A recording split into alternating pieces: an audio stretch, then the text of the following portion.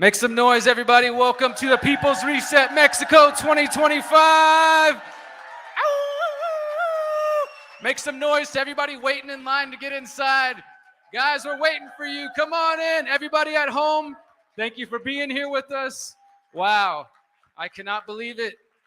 It is that time of year where brothers and sisters come together from all around this beautiful planet to focus on solutions. Anybody come here for solutions, looking for ideas on how to build a better world?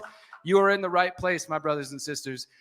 This is the People's Reset, formerly known as the Greater Reset. Last year on this stage, 1 year ago exactly, we announced the transition from the Greater Reset to the People's Reset. And I'll just speak about that really briefly. When we launched this movement in late 2020, there was this thing called the World Economic Forum, talking about you will own nothing and be happy. Does anybody remember hearing that phrase at all? You will own nothing and be happy. Does anybody else remember the fear that was in the air in 2020? Lockdowns, vaccine mandates, mask mandates. Myself and John Bush and some friends, we realized so much of our freedom community around the world is in fear right now. They think it's over. The Great Reset has been announced. Lockdowns, we're screwed. There's nothing we can do. And we wanted to come together and gather everybody, just like the World Economic Forum did just last week in Switzerland, in Davos, Switzerland. And they come together for 5 days with their brightest minds and their thinkers and doers. And we said, what if we do the same thing? What if we come together for 5 days of our best and brightest minds in the areas of permaculture, growing food, homeschooling, unschooling, building parallel systems, finance, technology, digital technology, health technology, community building, homesteading, eco-villages. What if we get all of the brightest minds in our broader freedom community from around the world? We come together for 5 days, and instead of focusing on what the World Economic Forum is doing, we focus on what we can do. We focus on what our 2030 is going to look like. What do you guys think about that? So the first 5 years of this movement, from 2021 till January 2024, we were called the Greater Reset. We were a response to the World Economics Forum's Great Reset. But at this point, we've decided, you know what? We're just going to leave them in the past. It's time for us to focus on us. So this is the People's Reset now. This is the People's Reset. And I'm very honored and proud to say that this movement is growing. We went to the UK and Bath just a couple months ago. Was anybody here in this room in Bath, UK with us? Did anybody watch online? It was an amazing time, my friends. And I'll tell you, that's just the beginning. We've been invited to go to Portugal, Germany, Australia. Sorry, Australia. I'm not sure if I can go. I mean, we'll see. But we want to take this movement as far and wide as possible. We're going to do it every January here in Mexico until 2030 and beyond. But I want to make this clear, my friends. Thank you. Make some noise, guys. I want to make it clear, though. We call this an activation for a very specific reason. It's not just a marketing gimmick. We don't call this a festival or a conference or just an event, even though it has pieces of all those things. We want you to spend the next 5 days and soak up every moment of this, my friends. I promise you it's going to go by way too fast. And when you're headed home, hopefully you're filled with so much joy, so much love, so much excitement, and you're activated and you're motivated and you're ready to go home and take all the lessons and all the knowledge that you've gained and implement them in your local community, okay? That's what really matters. This is just the fun part. The real work begins when we go home, wherever home is, and we take the ideas with us and we start building them, because we truly believe it's not about everybody saying, let's come move to Mexico or let's go to the US or move into one spot. We need freedom to exist all around the world, right? So wherever home is for you, we love Mexico, but even if you're not thinking of moving to Mexico, when you get back home, take the ideas with you, take the spirit of the People's Reset and this energy and implement it. That's the only way we're going to see real change. If we come together every January and we have a beautiful time, but then when we go home, nothing happens, then at the end of the day, this is just a party. And what's the point, right? I know that for me and Miriam, when we put in 6 months of work into this, sweat, tears sometimes, stress, all the money and energy that goes into this, for us, it's because we have a bigger vision and a hope that all of our energy and effort will actually lead to a better world. I see a couple of young ones back here in the back of the room. That's who this is for. Make some noise for the coming 7 generations. Make some noise for your ancestors. Every single one of us, no matter where you come from on this planet, your ancestors went through blood, sweat, and tears to get you here right now in this moment. And I truly believe if we know what's coming in the future, we know what those other people have planned for the future. And if we can see that and we choose not to act, not only are we selling out those young ones back there, the coming generations, but we are dishonoring the memory of our ancestors who had to do everything they could to get us here right now. So let's just take a moment of silence together. Let's take a look at this beautiful altar that our friends have put together. So many hands and hearts and love went into this. From the seeds of the Mother Earth to the vegetables and the fruit and the flowers. Let's take a moment to remember and tap into that strength of your ancestors. You wouldn't be here without them. They're standing with you. Wherever you're listening from at home, your ancestors are with you. And if you have children, this fight is about them. If you have nieces and nephews, or you might in the future, or even if you don't, you never will. The ones coming after us are 100% depending on us. What we do or do not do will create the world they're going to be born into. Right now, we are the ones who call ourselves awake and conscious and aware. And so I believe the Creator has tasked us with taking that knowledge and taking that wisdom and acting upon it. It's not enough to be awake, my friends. It's time to be activated, to be action-oriented every day of our lives in every way we can, the way we hold ourselves, the way we carry ourselves, the way we communicate with ourselves and with each other. I want to honor the people of this land, the Purépecha, the warriors of this land, and the people of Michoacán, of Morelia, of Pátzcuaro. There's a rich, beautiful history here, and I encourage you to learn about it. They've set the foundation for us to be here today. I'm not from this land originally, but I come here as a guest to honor and to respect this place and to send that respect out to all of our brothers and sisters who are watching from home. Wherever you're at, honor and respect the ancestors of your land. Honor and respect those who've come before you, because it's with them at our sides and with their strength that we stand tall, ready to face whatever may come, knowing that together we can take on anything. I truly believe it, my brothers and sisters. I've seen it. We get through the other side of this. We get to create that world we want. But it's going to take effort. It's going to take energy. It's going to take time. It might take some money. It might take getting to know new people. It might take confidence and strength and shedding our doubts and our fears and insecurities and stepping up to claim your power. Say it with me. We are power. We are power. Make sure they can hear you at home. We are power. We are power. Let them hear you outside. We are power. I hope you guys feel that. We give blessings and respect and honor to this land, to the people of this land, to those who've come before us, to those who will come after us, to all the beautiful diversity in this room and those watching at home. We've got a wide range of ages, backgrounds, skin colors, interests, and we're not all here to be alike. We love the diversity of this community, and we want you to get to know each other. For those who don't speak Spanish, try to speak Spanish, connect with each other. We're really after building an integrated movement. We didn't bring you here to Mexico to just be in an expat bubble where you don't speak and connect with other Mexicans. This is about building a true international integrated freedom movement, and we know it's possible, and we're so grateful to be here with you guys. Let's make some noise, everybody. Make some noise for yourself. I want to give big thanks to all of our volunteers, to everybody who's traveled from so far away to be here, to all of our vendors, to all of our sponsors. Woo! It's going to be a beautiful time, everybody. We're so grateful for you. Okay, so today's theme is Liberate Your Mind, Body, and Soul. Every day is a different theme, and we believe every single theme is important. So I want to invite you guys to come into this room every single day. I know you got other things. You're going to meet lots of friends. But for us, every single theme is just as important. I'll say this right now. The day that is typically attended the least and watched the least online is day 4, Saturday, empowering technology. So many people tune out because I think they either don't understand or they think it doesn't apply to them. But I want to encourage you to come tune in to every single day. Liberate your mind, body, and spirit today. Tomorrow's permaculture and food independence. Friday will be building parallel networks, parallel systems. Saturday, empowering technology, and Sunday, building free and conscious communities. Again, I highly encourage you, those who are watching at home, tune into as much as you can. We will be putting up all the recordings on our channel for free, as we've done since 2020. You can find every single talk we've ever done as the Greater Reset and the People's Reset for free. It's over 100 hours of solutions-focused talk.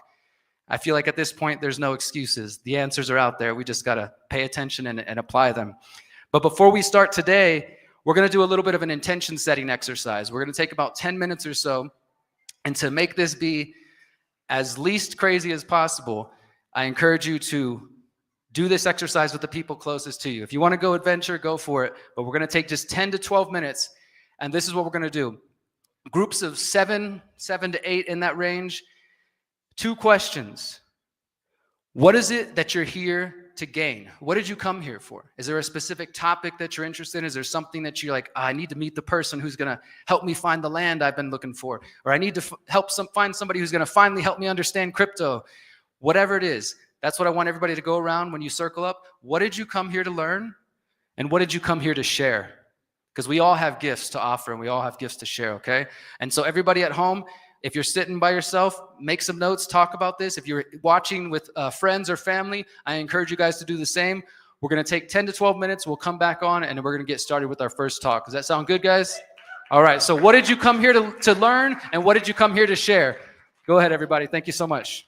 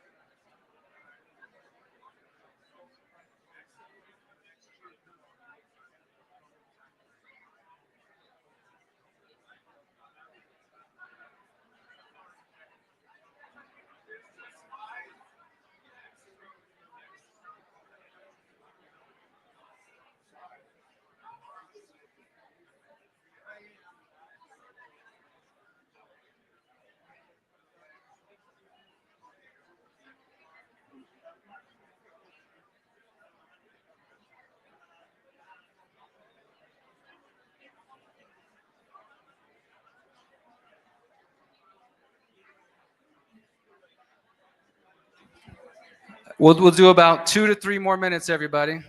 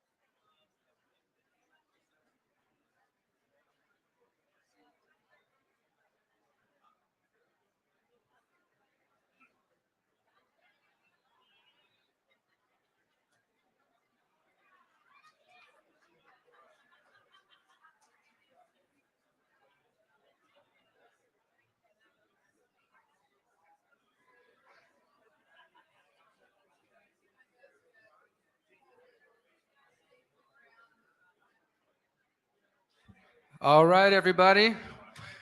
Let's start to wrap up now. I know you want to talk all day, but we have networking sessions every day, so there'll be plenty of time. So if you could get back to your seats, we're going to begin with the first session. And I do have a couple of announcements to make. Thank you guys so much for participating. Make some noise for yourself if you enjoyed that. All right. Thank you guys. Let's bring it to an end. Gracias, Reg. Mucho gusto, everybody. Bienvenidos a Morelia. Okay, so do we got to do the shh thing? I guess we do. All right, everybody. How was that? Did you guys enjoy that? Yeah. So a couple of announcements before we get to our first talk. We added networking sessions to every single day of this event. So we know that you guys love talking and getting to know each other. The last hour of every single day is going to be networking based on today's theme. So at the end of today, starting at 4 o'clock, we will have a networking session. We'll be running that in this room, and every single day will end with a networking session. Another announcement, I really want to encourage you guys, everybody here who uses social media, whether you're on TikTok, Instagram, or the cooler, decentralized, less popular platforms, to promote this event, guys. We are a truly grassroots movement. We don't use all the social media platforms. We basically use Telegram and a few others. But if you're on any of those others and you see cool stuff happening, use the hashtag, the People's Reset, Morelia, Mexico, activation. Just let the people of the world know what they're missing out, because we want this event to continue to grow every year so we can bring more and more people into that. So I just want to invite you, if you're capturing cool video, please send it out, hashtag it, so people at home can go click those hashtags and they can see what's going on here. One other announcement. Unfortunately, we have just been told by the hotel that no dogs are allowed other than Pugsley. And that's I'm sorry. I mean, look at him, right?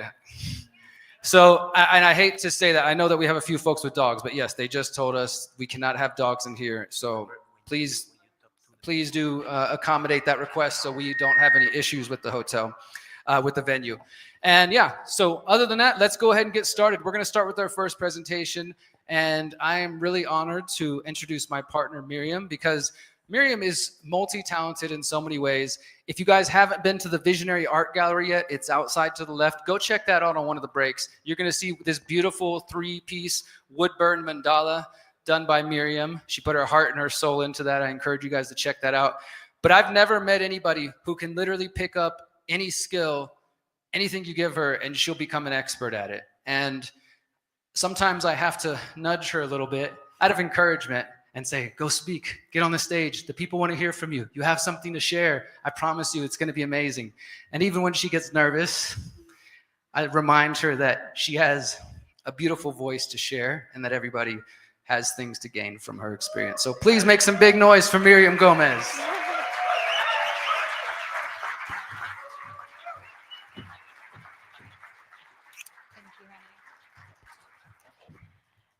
Hi, everyone. Can you hear me just fine? Oh, I was trying not to start this emotionally, but then he had to go and say that, and now I'm emotional again. I am so grateful you're all here with us from different parts of the world. It makes me so full, so alive on my heart. Even if I don't greet you all this morning and throughout the week with a full hug and my every presence, like all that I have, which is how I want to greet you, which is how you deserve to be greeted, which is what I deserve as well. I feel like I'm here with you. And I'm thankful that you have shown up. I'm thankful that you guys have shown up online as well, because we pour our hearts, our energy, our time into this. And everything that we do here is such a blessing.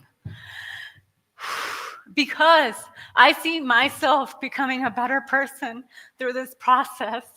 So thank you for showing up, because if you didn't show up, I wouldn't be here doing this.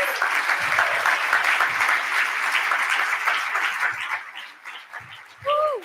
And so the warning has come out. I might cry. I want to keep things practical, right? That's what we're here for practical solutions, right? And when I was thinking about, okay, what practical solutions, the theme of the day is liberate your mind, body, and soul. Okay, what can I share? And I started thinking, well, I have a lot of things that I can share, actually, a lot of things that are a part of my daily life and in my routine, the things that I continue to come back to when I find myself distant from my wholeness, from my peace, from my joy, from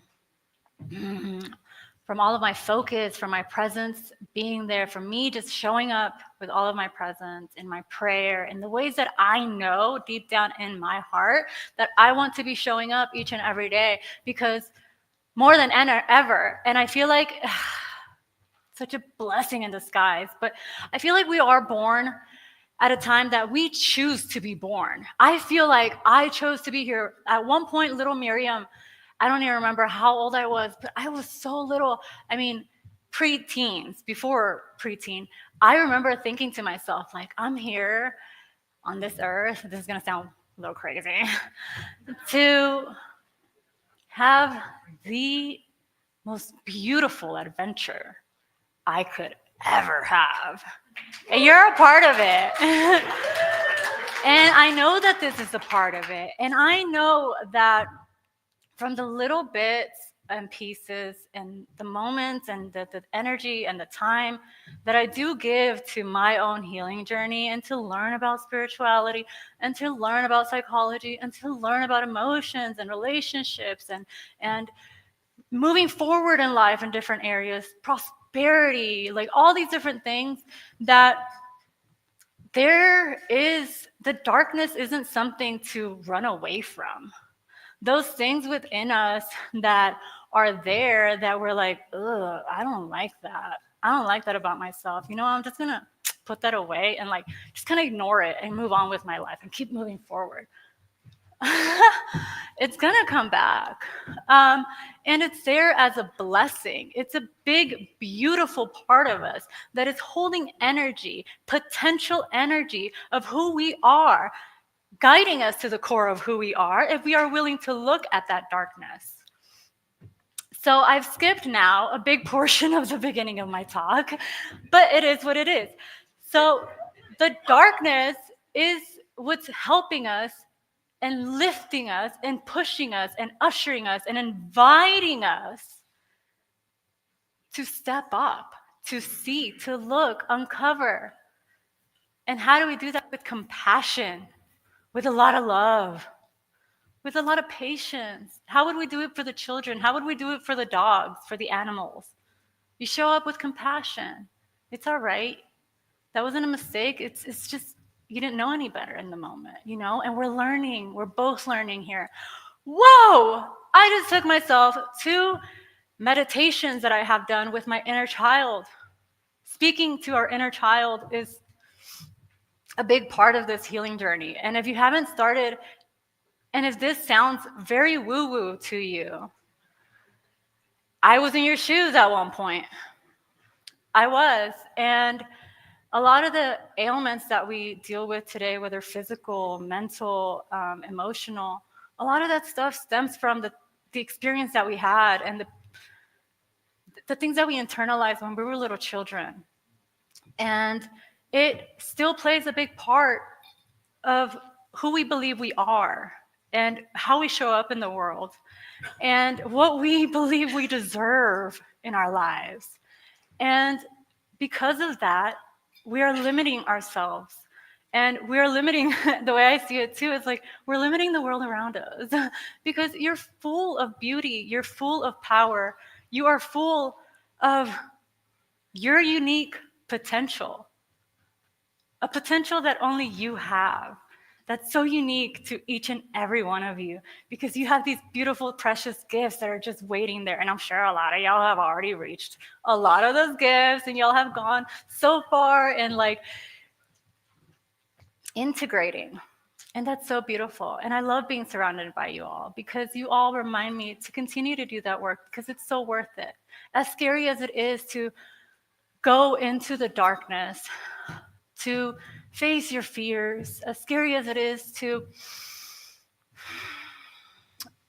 take a look at what's causing the anxiety, as scary as it is to, can y'all still hear me? As it can be to think about our childhood and the different experiences that we have had, And as difficult as it may be too, even if it's not scary, but it's difficult, for me it was a lot of fear. A lot of not feeling safe. Okay, I grew up in a home where I love my brother, I love my family, I love everybody, and I hold nothing against anybody from my childhood, but a lot of verbal abuse, a lot of anger, a lot of sadness. I was a little sad little child. And obviously I'm still doing my healing. And these are the things that I look at, because these are the things where I actually needed a lot of love and a lot of attention and a lot of precious, tender care. And instead, I got my brother yelling at me and fighting me and physically hurting me. And wow, I really feel it a lot right now. Oh, I'm so sorry, guys. I did not plan for this, for any of this.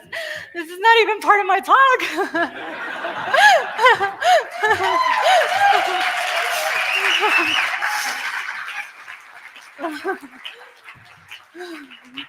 But I appreciate y'all being here with me for all of this.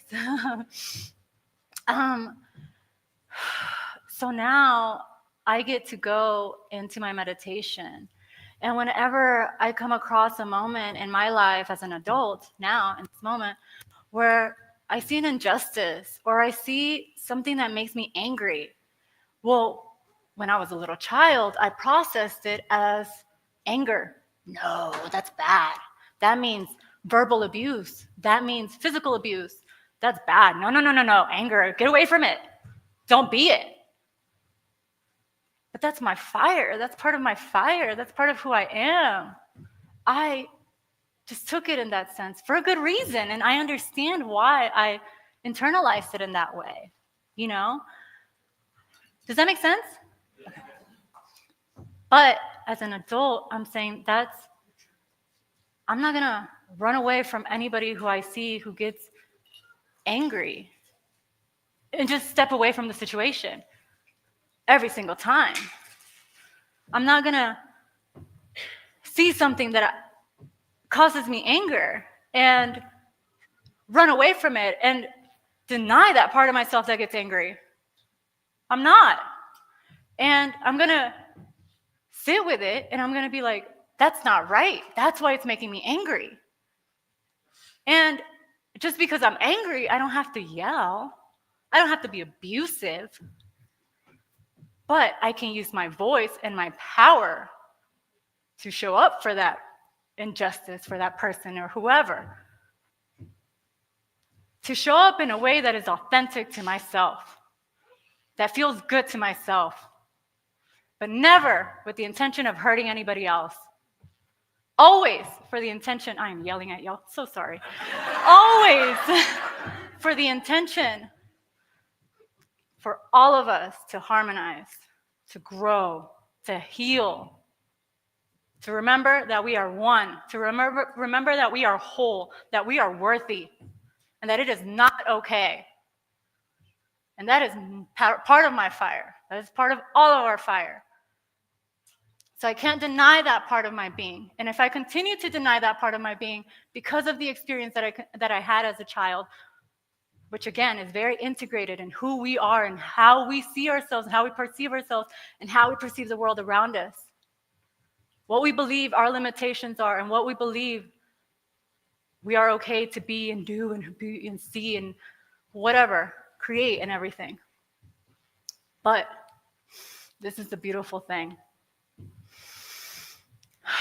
All of those limiting beliefs, all of those experiences that we come across where we feel triggered or we feel victimized or we feel that we've seen a part of ourselves that we don't like, or we feel things like that, you know, the things that trigger an emotional response that we might call negative, those moments are precious jewels for us. And I hope and I invite you all, here's my little Pugsley. I invite you all to recognize them as they are. When we have the tools with us, the proper tools that are effective and efficient and so good, to be able to go through that, to dive into it, to step into that and be like, I'm gonna look into this. I'm gonna see what's there, see what I can uncover. When we have the right tools to go there and in an efficient way, I'm sure you guys have already discovered this. You discover that it's a blessing and you want to do it because the moment that you uncover it, right? That dilemma, that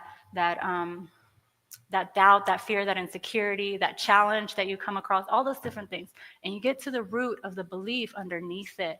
And you understand where it comes from, where it rooted from, what was the experience. And then you come through this, you go through this walk with lots of love and compassion, with lots of safety, with lots of warmth. Like you're back in the womb, in the darkness. And you walk in there with a lot of respect and a lot of patience. And you walk in there with a lot of acceptance and recognition. Some things uncover there. What you have now opened up is your potential that was being held up in that darkness, in that doubt, and that insecurity. You've cracked open now more of your potential, of your light, your darkness. Is your light, is the walking path, is the pathway to you unlocking your light. The potential within each and every cell of your body is there for us to tap into. The atomic bomb, the atom. How many atoms do we have in our body? I don't know. Somebody tell me. 30.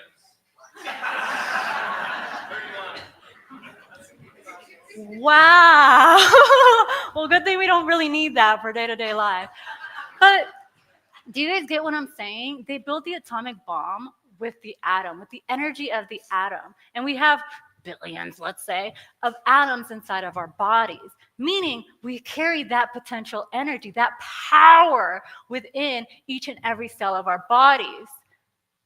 That's pretty freaking amazing. And now,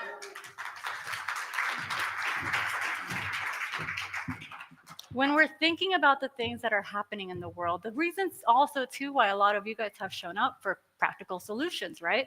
When we're thinking about the atrocities and the disparity and all of that that's happening, we can consider that also too the darkness as well.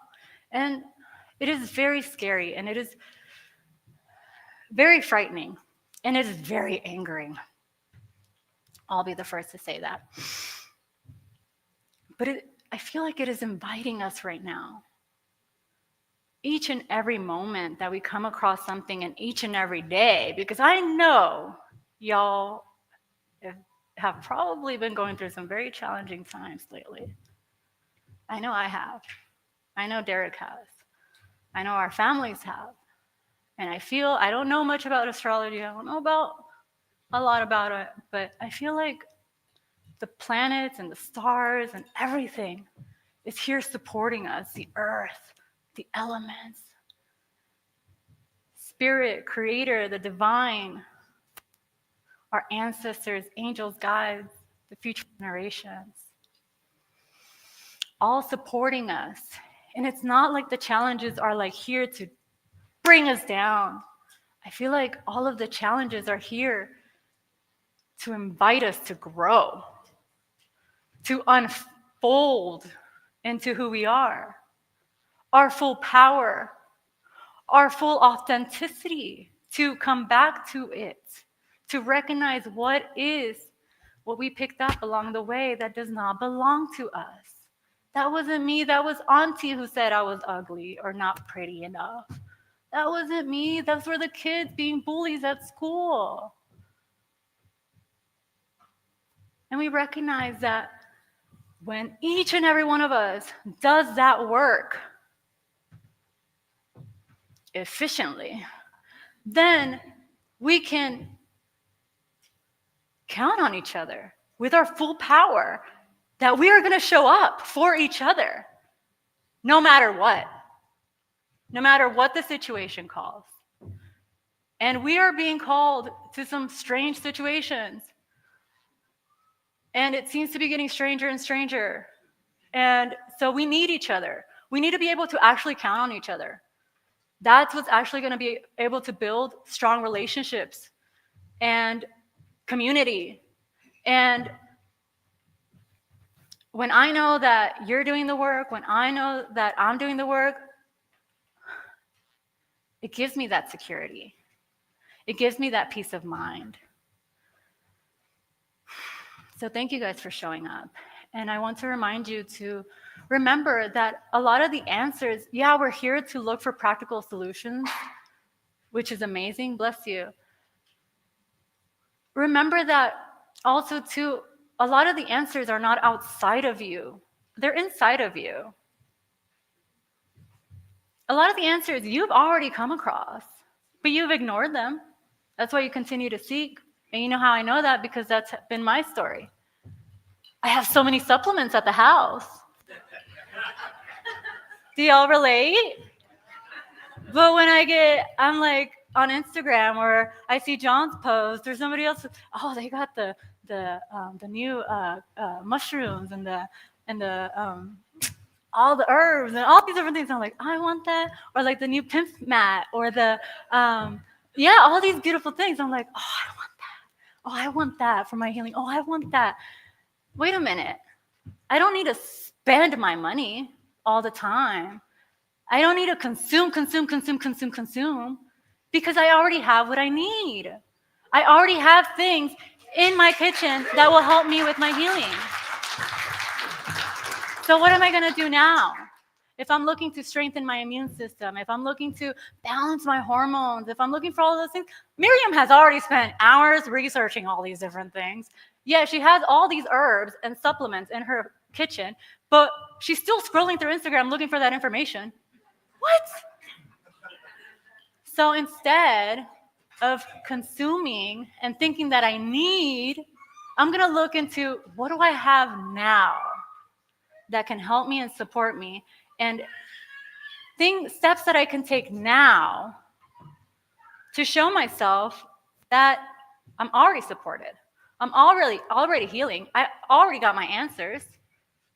I'm just following through. I'm just now going to show up, do the things that I need to do consistently, and the results will speak for themselves. And if the results don't speak for themselves, well, now you know that wasn't the answer for you. But you wouldn't have known, I wouldn't have known if I wouldn't have been consistent, if I wouldn't have shown up consistently, if I wouldn't have taken the supplement consistently. Now I know that that's not for me. Now I know that answer is not for me. That practical solution is not for me. But we have a lot of these things in our hands, is what I'm trying to say. Just do it. Don't think about it. My mantra lately is, what was it? This is literally the name of my talk. That is so funny. I trust in the tools I have. I trust in the tools I have. If y'all want to share that with yourselves, go ahead. I trust in the tools I have.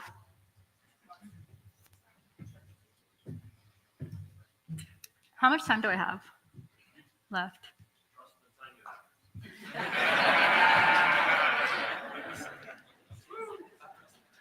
A few different things that I do want to share with you that have been, some practical things that have been really crucial to my own healing and to being who I am today. It started off with breathing. I was a mouth breather, and that sounds funny, but it's actually very detrimental. It's very detrimental to the health, to the body, to the mind, to the energy of the person, to even the structure of our faces, to your beauty, to your confidence, to your self-esteem. It is destructive in so many ways because it's not the way that we are meant to be breathing. There's Native communities that when their baby is born, they pay attention to the baby. And when the baby's sleeping, they see it breathing with its mouth open, they pinch it until the baby learns you don't breathe with your mouth open, you breathe through your nose. And then they leave the baby alone.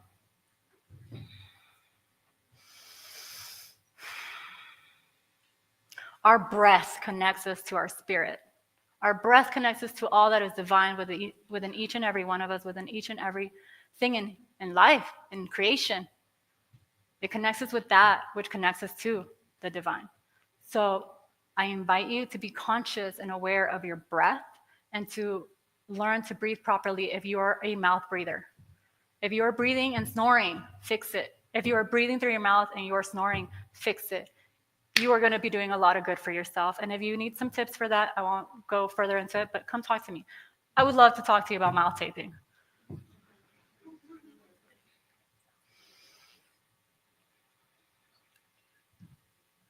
So with all of this, I just want to share one piece really quick. Peace comes to mind. Peace, you reach a level of peace, it's already there, it's already within us. But I know that I reached a level of peace within inside of myself because I know that I'm doing everything that is in my power to reach the goals that I want to reach.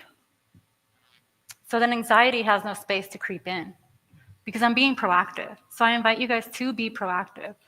It's beautiful that you have the abundance to show up and pay for a ticket here.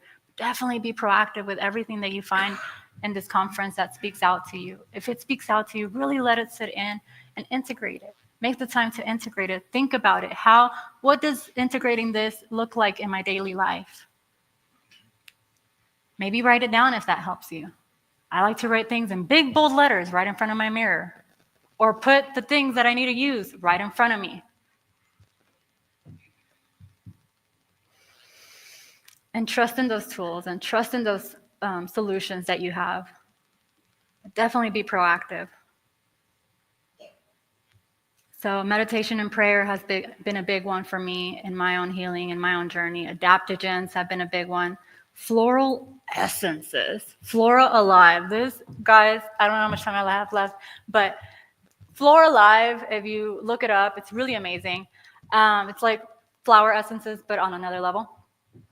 I found out what flower essence was the most supportive for me in this part of my life.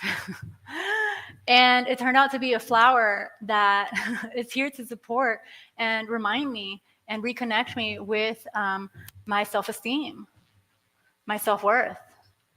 And it was exactly what I needed. And coincidentally, it is something that is helping us not only with the emotional, but it's helping us in all levels of our lives. So the emotional, the physical, the spiritual, the energetic, and all areas of life. And so I'm taking this tincture. It's not a tincture, but I'm taking it every morning. My self-esteem, I got 5 minutes. My self-esteem is strong and balanced, and I take my drops. My self-esteem is strong and balanced, and I take my drops. And my face changed. My self-esteem, obviously I'm here up here and talking to y'all, and I have a little bit more confidence, which is great, you know. But because of the life that I lived, and my brother, and the judgments and the criticism and everything, my self-esteem was. And I started to notice that my facial symmetry started to change as I grew older. My teeth were changing. The structure of my face was changing, and it freaked me out. And I prayed about it, and I did the things that I knew that I needed to do, but I didn't have my answers. And I got braces. I know some of y'all know that, and that helped a lot. But also, too, I took Floralive. And it literally, I feel like it restructured my freaking face along with restructuring my self-esteem. And each and every person has their own thing that, you know, their own flower that that could be very supportive to them. But that was for me, and it was just mind-blowing. So I wanted to share with you guys about that one. But juicing, woo, that was a really good one, guys. If you haven't gotten into juicing vegetables and raw fruits and vegetables, it's not for everybody. Definitely talk to your doctor. I think it's for everybody. But but if you ever needed a reset, mind, body, spirit, and you don't know anything else to go to, do juicing. Juice a bunch of vegetables. Juice fruit, a bunch of fruit. Just juice.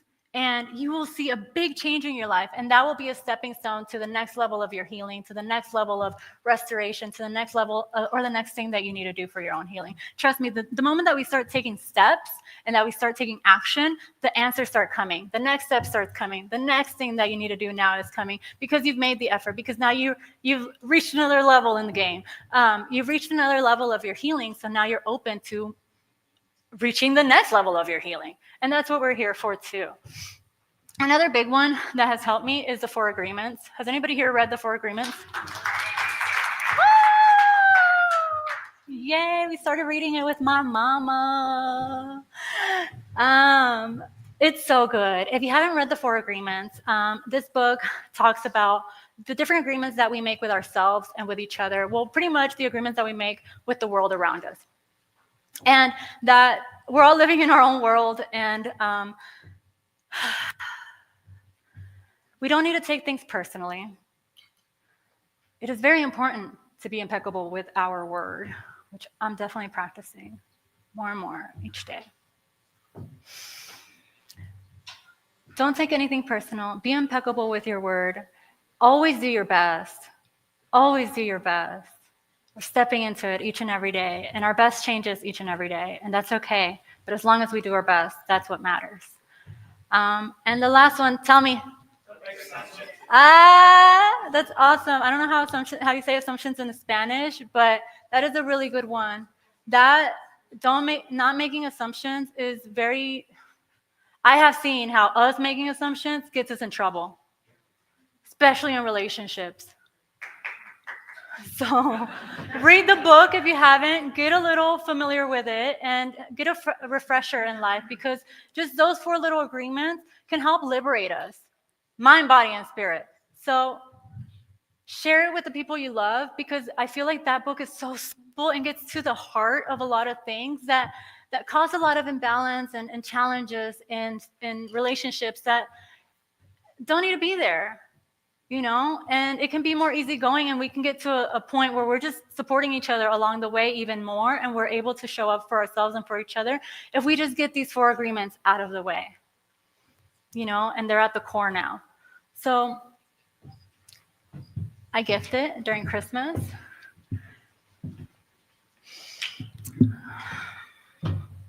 Just a few minutes.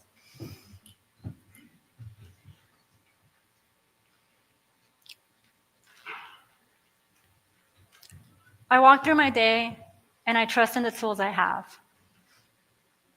I trust in the tools I have because I have put in the effort to learn about them, to integrate them, to buy them, to invest in them. And they spoke to me at some point in my life. So even now that I am distracted or busy with other things in my life, or busy traveling, or all these things, and I find myself struggling with that one thing that brought me to find out about that solution, I have to come back to it and be consistent, because I trust in the tools I have. They are there to help me, to support me.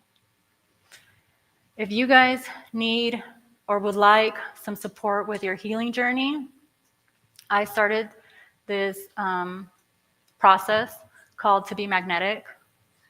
Does anybody here know it? Friends! Oh my gosh! It's about manifestation. It's about how we are going, manifesting the things we want, like the community, the land, all the things, the relationships, all the beautiful stuff. And it works. I manifested Pugsley. It works. I'm telling you. But what fascinates me the most about To Be Magnetic is the healing. It's who we, seeing ourselves authentically showing up. It's like shedding those things. And we're like, I'm home. And it's so efficient. And I highly recommend it to all of you. And yes, when we do the healing work, 30 minutes a day, 40, an hour at most, it's some journaling, some meditations, some reflection. We unlock our potential. We unlock our potential, and we become who we really are. Our whole, worthy, authentic selves. It's so incredible. And it's one of the tools that I trust that came to me because I was praying for it. Because this time in my life is asking for me to step up, to show up, to unleash my full potential. And so I highly recommend it because I'm seeing really good work, and it's the little bit of effort that I put into it gives me back so much more. And that's why I'm able to show up here in front of all of you authentically, with my heart wide open, very present, and I'm very grateful. Thank you for your time.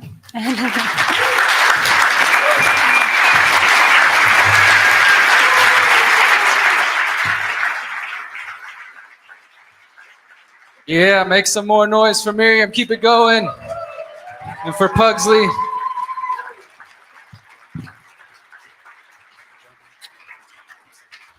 All right. Yes. We got to trust in the tools we have. And we got a lot of them. How you guys feeling after that? Feeling good? Y'all ready for some more? All right. We got another great presentation coming up. Just want to shout out everybody who's at home. Thank you to everybody who's tuned in. I just checked. We got a dozen or so countries tuned in so far, and we'll have more coming. I did this earlier. I know we have Denmark in the house. We have UK. I heard Germany. I heard Panama. Where else? Romania, somebody said.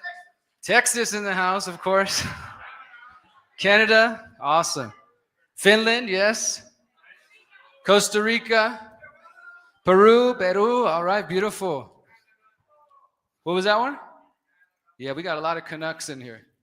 Netherlands. All right. Yes. Beautiful family here. And we really do thank everybody who's watching at home. I just want to make this this first appeal of the day. You know, we really do put an effort into making sure that everybody at home can watch this. We understand that depending on where you live, depending on what your budget is and things like that, it can be tough to buy a flight, to take off a week from work, get babysitters and things of that sort. We do our best to keep this event as affordable as possible. And even with that, and even with things being very affordable in Mexico, this event costs $40,000 to put on. And we're very grateful to everybody, our sponsors, those who come and who buy tickets. And we want to invite everybody who's watching at home for free. If you get something out of this and you find value in this, we want to encourage you to go to thegreaterreset.org/donate. And if everybody, the tens of thousands of people who are going to be watching this, donated $25 each, we could continue to do this for more years to come. So I just want to invite you guys to do that. And with that, we're going to go to our next speaker here, who is a friend that I've just recently been getting acquainted with, and he does great work. He's coming to us from Sedona, Arizona. Who's been to Sedona in the United States, Arizona? Beautiful place, right? Well, not only is our next speaker somebody who's really powerful, and he's going to share some breath work and some ideas with you guys, but he also runs the Sedona Quantum Consciousness Center, which is in Sedona, and they are one of our sponsors, so we want to give them a big shout out. And if you're interested in any of the people who've supported this event, you can go to our homepage and you can scroll down. You'll see all of the sponsors. Free Ross Now. We're going to talk about Ross Ulbricht later today, who is now a free man. And the Sedona Quantum Consciousness, Redmond Real Salt, so many others. We're going to get into that later. But for now, please give a big round of applause, a big warm welcome to Mark Zimzak. Zimzak. He told me and I forgot. All right. Thank you, Brother Mark.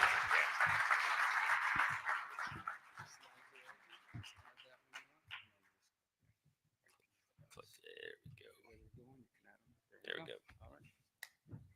Hello, everyone.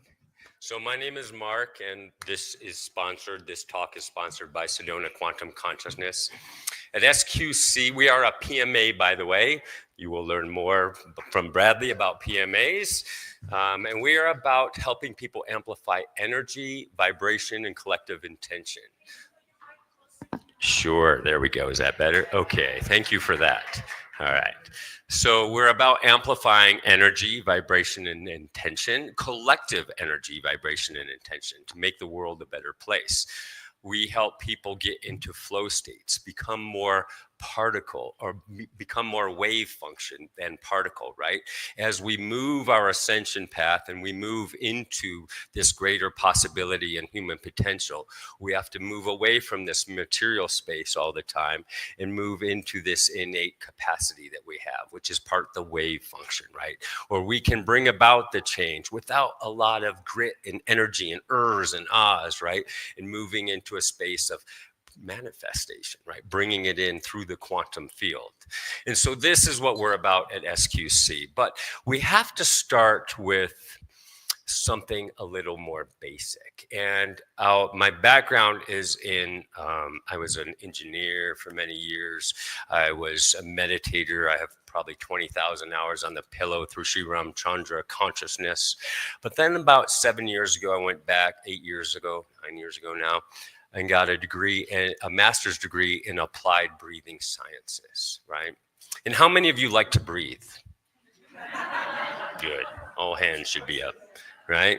And I love you guys because we not only do you like to breathe, but we are all about like understanding greater truths, right? And uncovering like, oh, that's a psyop, right?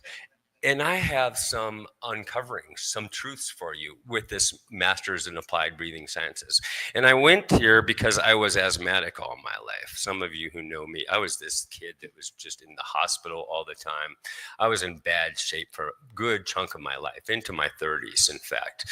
And when this opportunity came up to shift the way I breathe and to change my capacities as a human, life accelerated, and not just because of the breathing, the change in my capacities here in the physiological world, but also in the spiritual world. And so now I've become more of a peak performance coach, wear a lot of different hats.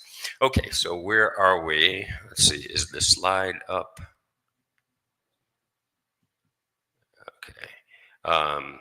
So the talk here is about breath, brain, and heart coherence. But really, what I'm going to focus in the next 30, 40 minutes on the breath itself. The heart and the brain will come along with it over time, right? And that's what some of our retreats at SQC are about moving into those flow states with the heart and the brain as well. So we're going to focus here on the breath itself, because the breath is not very well understood by most people. You have your coaches, whether it was a coach in high school, your yoga coach, right? These people that often somehow become experts, or everyone's an expert in the breath, right?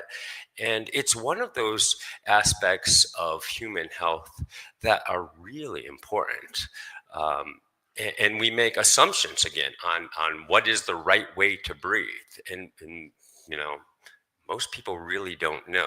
Miriam alluded to some things earlier, because we last year, 2 years ago, when we were at Acapulco, I helped her through some things, and it was a big wow as we put people in capnometry biofeedback to actually look at people's breath, their CO2 levels, their respiration rate, their heart rate variability, aspects of biofeedback that can help you tweak your, not just your meditation habit, but also your breathing habit day and night, to move it from dysfunctional to peak performance. So the breath is one of those things that affects all these other aspects of our health, right?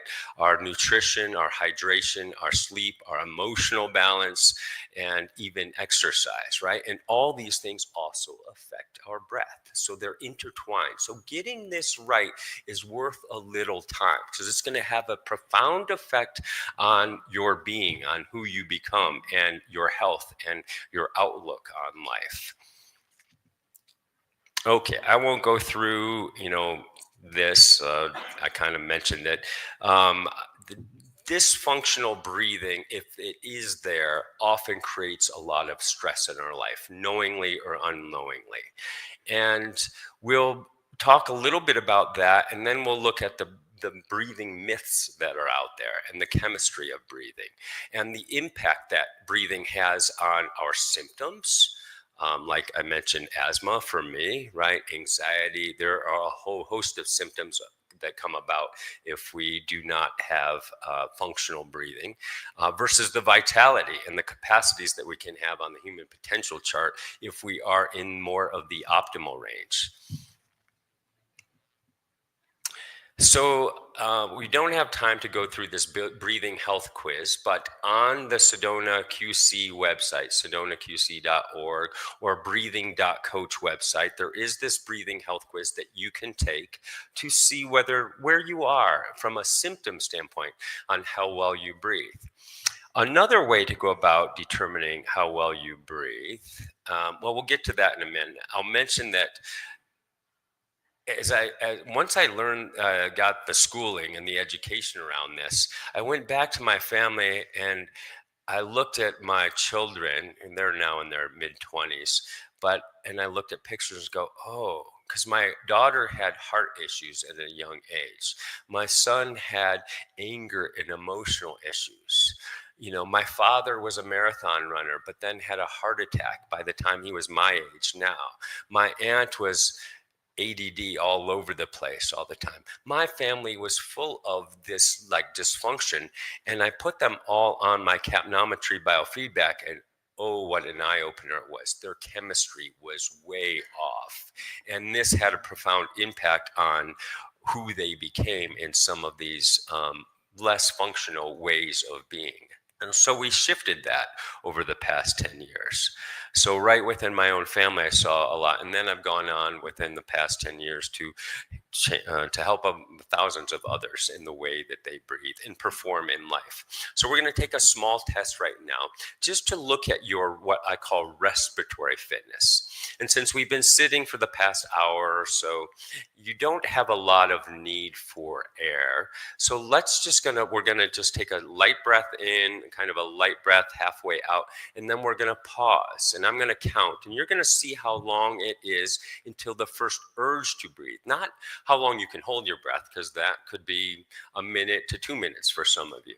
But until you feel that first urge to breathe. So we're going to take a light breath in, light breath halfway out, and 1, 1,000, 2, 1,000, 3, 1,000, 4, 5, 6, 7, 8, 9, 10, 11, 12, 13, 14, 15, 16, 17, 18, 19, 20, 21, 22, 23, 24, 25, 26, 27, 28, 29, 30. Anyone still going?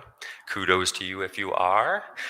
Dr. Buteyko, who was kind of the world expert back in the 50s, he was the head of the Russian cosmonaut program, would like to see people up in the 50s, 50 seconds just with a pause to breathe. And so as astronauts, they went through this training, and we wondered why the Russians did so well in the Olympics back in the early days. And much of it was because they got this. He really was in charge of a lot of this. And so building this capacity to just have a natural breath, this is life-changing. And what it is having the ability to have more CO2 in our system.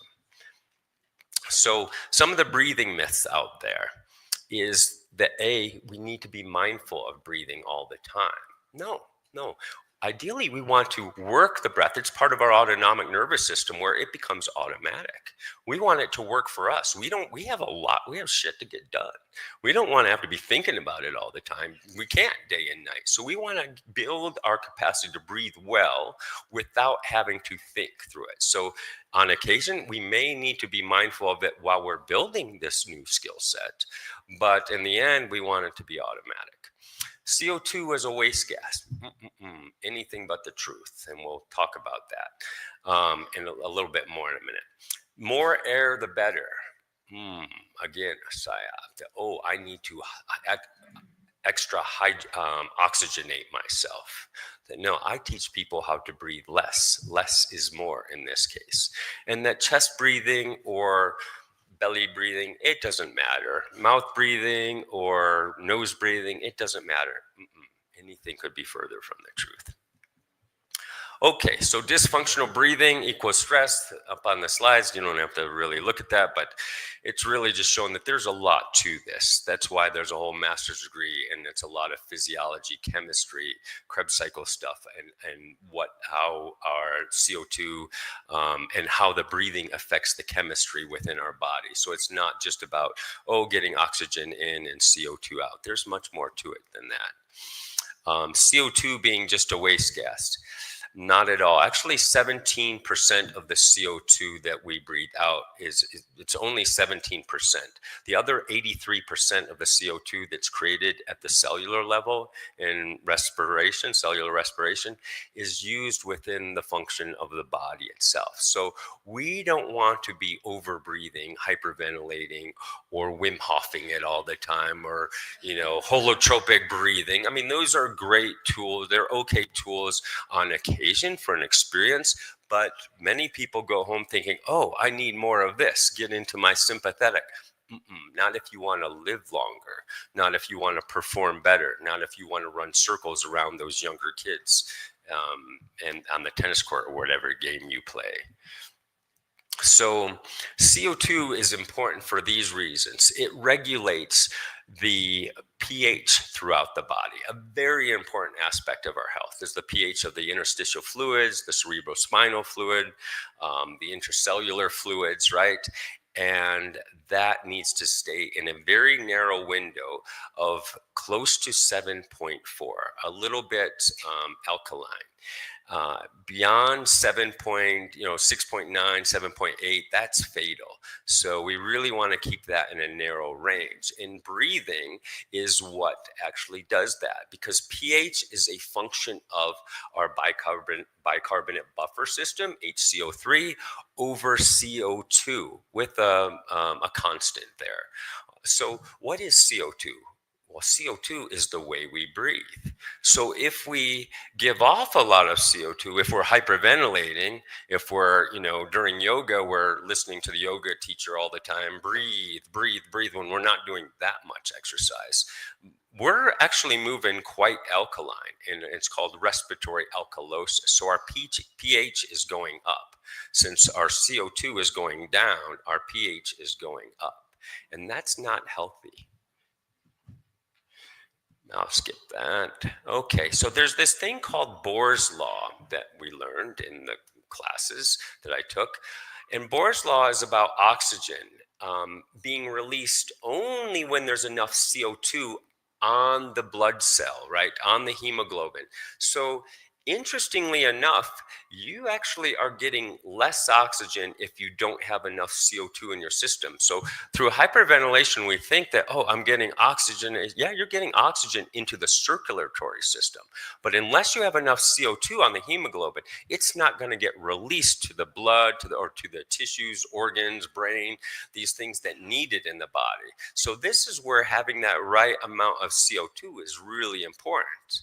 And so it's one of those things that, yes, we do need oxygen, but we really need to have the right amount of CO2 in order for us to deliver that oxygen. So as I changed my physiology, right now, some of you that know me know I live on this hill at 5,000 feet, and I'll run up at 3 times, do my interval training up there and back, right? And by the time I get to the top, I'm gassed, right? And so I'm desensitized.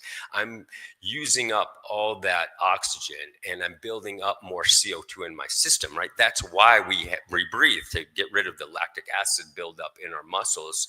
And so we have this CO2 buildup, especially if we're breathing through the nose when we exercise.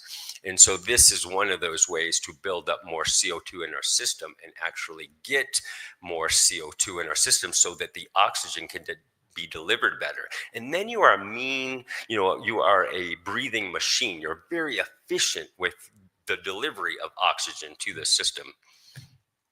All right, so another reason CO2 is not a waste gas is that CO2 is a vasodilator. It opens up the blood vessels. It opens up the bronchial chamber. So anybody asthmatic here, if you're having an asthma attack, one of the things that's counterintuitive that you can do, and this recently happened to me because I was around a bunch of cats and that gives me asthma, is that boom, having trouble breathing, and it's to hold your breath. Very counterintuitive. Most asthmatics feel that they don't get enough air, and so they chest breathe and bring in more, and that tightens the bronchial chambers. By actually holding more CO2 in your system, it opens, it expands those bronchial chambers, and so it allows you to breathe easier. So if you don't have your little puffer, this is another way. It takes a little bit of grit, but try it. The same is true. I'll give you another hack. Anyone congested at night, and so if you are congested at night and can't breathe through your nose, you want to shift that. Holding your breath will open up the nasal cavities and allow you to breathe through your nose. Okay, it actually is a dilator also of the GI tract, so the smooth muscles in the gut, so that having more CO2 in the system helps the gut digest better. It moves the food through your system a little bit easier. It plays a role in electrolyte absorption. It enables bicarbonate buffers to be made in the kidneys. Again, a lot of reasons that we want to have more CO2 in the system.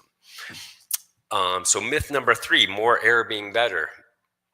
No, I explained why with Bohr's law. It's not necessarily that more is better. In fact, if we have too much air and give off too much CO2. And this is how holotropic breathing works in your breath work. So I am not a breath worker because I advocate for the opposite, less air. But when we do holotropic breath work and we're giving off all this CO2, it actually shuts down certain parts of the brain, the prefrontal cortex. And that's why you can have an experience, because the amygdala goes, whoopee, I'm online. The prefrontal is offline, and I can have a heyday, and oh, those memories, oh, that emotion, right? These things come up. And that's what's going on. We're actually taking certain parts of the brain offline. Okay for an experience. The other tidbit I want to give to you is that chest breathing is okay. And this is, if you hold one hand here and one hand here on your belly, and just feel into that for a second. See where that breath is coming in through. As an asthmatic, it was always up here for me, thinking I needed more air. And that's not the truth. We want to be in our diaphragm here. This is parasympathetic. So when we're in our diaphragm breathing, and this you might have to practice a little bit if you're up here, right? You're more in that rest and digest, calmer space. And this is one reason why meditation is so important. It brings us into that meditation or into that calmer parasympathetic space, and will more naturally bring in the diaphragmatic breathing. Right. And so if we're up here in our chest, we're more sympathetically activated in fight or flight. We don't want to be there unless we really need it. So it is not a longevity hack, breathing through our chest. My sister was a competitive swimmer, and she would say, Mark, why am I so tired after 45 minutes of swimming? And I said, Mary, well, how often are you breathing? And you're mouth breathing when you're swimming for the most part. And she's like, well, every stroke. And I was like, well, okay, that is a lot of giving off of CO2. No wonder you're tired. I said, try every 5 strokes, build up to 7, every 9 strokes. Big change. She's like, wow, right? Not to mention then she could keep up with her kids a little bit more on other courts. So important aspect. Okay, mouth breathing. I think we've started to kind of go into the why we don't want to mouth breathe, right? Not only do we build up a lot of bacteria in our mouth, if we're mouth breathing at night, snoring, but we're also giving off, we're giving off a lot of CO2 when we mouth breathe. So remember this, the nose is for breathing, the mouth is for eating. We really should never be mouth breathing. It actually has an effect on facial features. So there's this thing called long face syndrome. Go figure. That if our children learn to breathe through their mouth and don't nose breathe, the tongue doesn't sit at the roof of the mouth in their life, and that allows their face to start to sag, and that in many cases will allow has the mouth getting thinner, and the need for braces and for the wisdom teeth to be pulled. And so you will have prettier children. Pass this on to your grandkids if you have nose breathing. So the Indians used to actually take the mouth if they saw that their child was breathing through their mouth, and they would shut it at night, and they would rehabituate the child to make sure they were breathing through their nose. And this is a worthwhile process. For yourself, if you are a mouth breather, Miriam mentioned, there are certain hacks we can do. Mouth tape is one of those that can be very helpful to shifting that habit at night. And if you have a spouse, that spouse might want it on during the daytime. So your choice there. So why nose breathing other than not giving off as much CO2? Well, yeah, our olfactory receptors, so it's nice to smell the roses, but it's also great for filtration and immune health. It's better than any HEPA filter out there. There's the thousands of cilia up there beating at 800 times a minute that are kind of cleaning out the system a little bit like a HEPA filter. So that's one reason. There's also it's a smaller passageway. And so there's these turbinates that slow down the breath, that bring us more into parasympathetic and don't allow as much CO2 to be given off. So it is naturally going to be something that helps you retain more CO2. It warms and moisturizes the air before it goes into the lungs. And there's this thing called nitric oxide production, which happens in the nasal cavities mostly. There's other places, but it's mostly in the nasal cavities. And so this nitric oxide was the molecule of the year back in the early 90s, and it's a big vasodilator. It's actually a transmitter as well, and so it prevents blood clotting. So there's a lot of reasons to have more nitric oxide in the body. Not to mention you take less chemtrail action in. So, okay, this slide is more about all the different things out there and that we go dysfunctional if we really move into mouth breathing and giving off too much CO2. As kind of a practitioner and a breathing practitioner, it was amazing the amount of people that had variety of issues, from anxiety, anger, phobias, worry. There's cardiovascular issues. Again, my father, who had a heart attack. Why did he have a heart attack at my age? Because he was an exercise enthusiast, mouth breathing all the time, right? And then what happens is that you move toward mouth breathing at night. Eventually the heart's like, we don't like this. It goes into atrial fib, eventually a heart attack left unchecked, right? Sleep apnea, and then the ambulance gets called at 4 a.m. And so this happens to a lot of men. It can also happen to women. So it's a slow progression.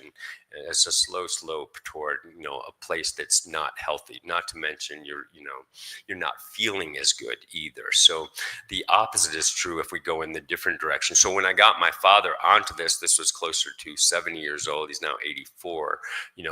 We shifted it, and we've seen his neurology come back online, his health, his dynamic, his zest for life is back, because he's like, wow, I get it. Better sleep, no longer needing the CPAP machine, these types of things. But if you do need a CPAP machine, please do, because it does help you maintain proper CO2 levels. Okay, so the list goes on and on with things that are affected in our physiology. And this is hidden from the medical world. They get a tiny bit of this in their training and their residency, but then it's skipped over because we know they just like to write prescriptions, and there's not really a prescription for holding more CO2 in our system. I call this the best supplement there is, and it's free. We just have to learn how to have more CO2 in our system. All right. I'm going to skip, or briefly mention how breathing habits become dysfunctional. Miriam touched on this with the traumas in childhood, right? That there's all sorts of things that can happen throughout our life that put us into sympathetic activation, and we stay there, and we have new norms that we're like ready for fight or flight. Just coming out of the womb can be traumatic, right? And then, if we don't have skills, and we don't at an early age, to bring us back into parasympathetic, or a childhood that brings, or parents that bring us back into the it's going to be okay mode, then we stay here, and we stay giving off too much CO2. So that's how, in many cases, a dysfunctional habit can start. Okay, and the workplace is another place. So, there's the workplace, there's exercise. It just continues to happen throughout life, left unchecked. No one knows about this, that, hey, this is not a way to be, that there is a better way to be and a better person to become as we move to our higher potential. And that's why I suggest to people, hey, this is a good place to start. This is good for your physiology. It's good for your mental balance. It's good for your brain. It's good for your emotions, and it's good for your spiritual evolvement. And so, so triggers happen, it picks up our autonomic nervous system, anxiety, worry, the heart rate picks up, breathing picks up, pupil dilation picks up, and, all of a sudden our neurotransmitters, and we're ready for fight or flight. And this is a physiological stress on us that turns into dis-ease. And so this is where we want to roll that back. And that's why I'm more of a meditation coach these days, and spiritual coach. I'm bringing people back into the calm, the inner calm. And so we do this work daily about helping people bring it back to that space of of inner peace, right? And that's one of the beauties of meditation. Thank you. Yeah. Right. It's a must for peak performance and for becoming the better human. So if we start to get this right, and we get our pH buffers in line, our electrolytes flowing, our blood flowing well, oxygen delivered as it should be, pH in the zone, and nitric oxide on, then our mental and respiratory fitness really increases. And we move into this more optimal space of becoming more of an optimal human being, right? And we feel a lot better. We sleep a lot better. We exercise a lot better. Our habits, we probably make better choices about what foods we're eating. So this is an important aspect, because sleep in my mind is like clutch. It's like if you're not getting good sleep, and breathing well is an important aspect of getting good sleep. So there's that. So what does healthy breathing look like? You should never hear your breath. It's really quiet. It's like meditation, right? Unless you're running, and even then, no, you should be just nose breathing. Imagine having a smile on your face while running, right? Or sprinting. Yeah, that's what it's about. That's where you can go. Right? So it's quiet. It's not noisy. It's not obnoxious.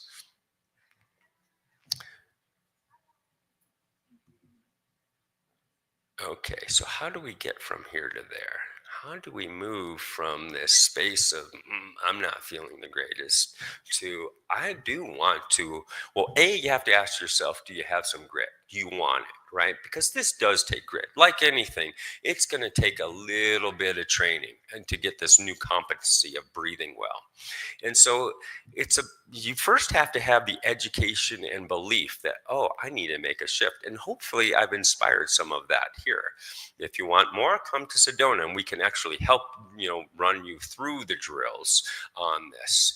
So another tidbit to help is the taping, mouth taping at night. So there's something called 3M mouth tape, $5 on Amazon, and away you go. And you only need a tiny piece. And you use it 15 minutes before you go to bed. And it will just kind of tell your nervous system that, it's okay. I can breathe through my nose. And if for some reason you can't breathe through your nose, hold your breath. Your body is smart. It will figure out a way to open up those nasal cavities. Yeah, I swear if those didn't open up and we didn't open up our mouth, it would figure out a way to breathe through our sphincter, our skin. It's smart, that brain. Yeah. So building respiratory fitness, and this is what I coach to my tribe in Sedona, is about building this capacity to hold more CO2 in our system. Lung capacity, people with larger lung capacities tend to live a lot longer. It's one of those biomarkers of good health, as is heart rate variability and having good CO2 levels.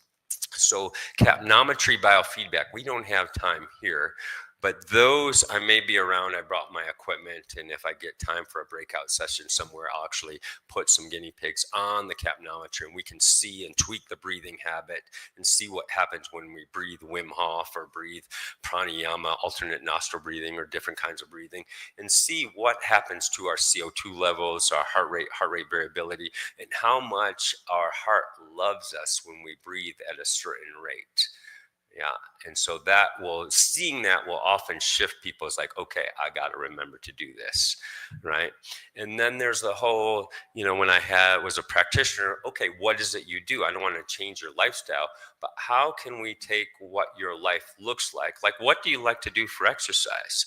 And let's make sure that we're just breathing through our nose, whether you're playing tennis, pickleball, whether you're running, whether you're biking, just be mindful about breathing through the nose and go get it. Push the limit a little bit. If you really want to build your capacities and, respiratory fitness and change who you are, really hit it hard. Do high intensity interval training, run sprints with the nose, or at least start with a jog or go hiking at elevation. Again, just breathing through your nose.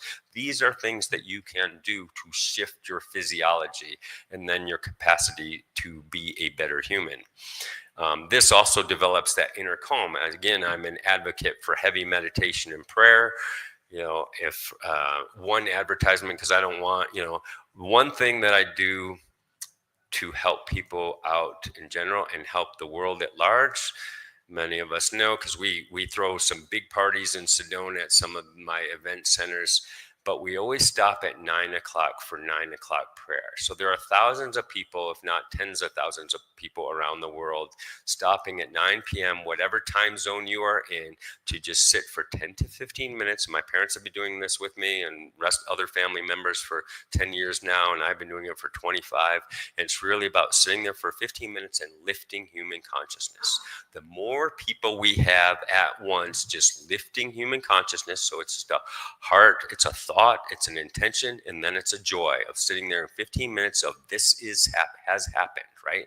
And so I advocate this. If you want to help yourself prepare for a good night's sleep, you want to help the world become a better place, just lift humanity's consciousness, and it's happening. We see it already happening. So yeah, thank you for those, because I know many of you in here are already doing it, and I appreciate and applaud those efforts. Okay, so in closing, remember the mouth is for eating, the nose is for breathing, and that if we train with nose breathing, you're going to feel a whole lot better. It's moving you into that bio-optimization plate, right? And it will increase your longevity. I promise people, I'll give you 20 years to your health span if you start this now, right? And are at an age of 40, right? That this will have a profound impact on who you are and your health and not just you, but your children, your loved ones, because you will also become an advocate, just as Miriam has, like, oh, now I know, right? You will be the coach for others. And so we'll be spinning up breath ease training in Sedona. I haven't put that course out yet, but that's coming. I've been a little waylaid for other reasons. Okay, and that's more on the breathing.coach. You can find out more about what I do at sedonaqc.org, and that's really it. I'll be around this week for questions, and I'd love to speak to you. Yeah, my pleasure.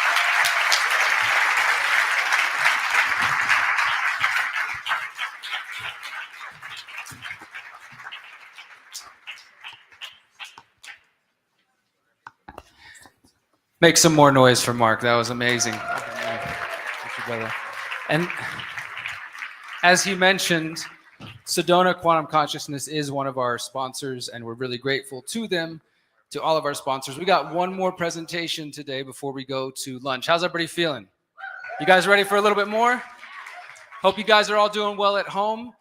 I'm excited for this one because Lainey Liberty is a friend, an ally, a multi-time speaker here at the People's Reset. And she's doing, I think, some of the most important work. Everybody who's at our event is doing important work in different ways. But she's focused on parenting, on children, on families in general, and our relationships. And it's actually kind of cool, I think, because later on Sunday, we're going to hear from Brenda Smith, who's going to be talking about home birthing and midwifery and how freedom starts from birth, right? And then you got somebody else like Lainey, who then tries to empower the young people, the young adults, the teenagers, and the families to shake off the indoctrination and some of the programming. And I don't know about you guys, but some of us out here have had messed up families. Does anybody out there have a weird family situation? Your family was perfect, right? Like everything was good? I got it. Well, some of us had the weird misfortune, maybe it's all meant to be in the end, but some of us had the misfortune of having some different home lives and experiences, and we had to do some healing from our trauma. And Lainey does just some really amazing work again around that for the entire family. So please make some noise for Lainey Liberty, everybody, to the People's Reset stage. Thank you, everybody. Enjoy.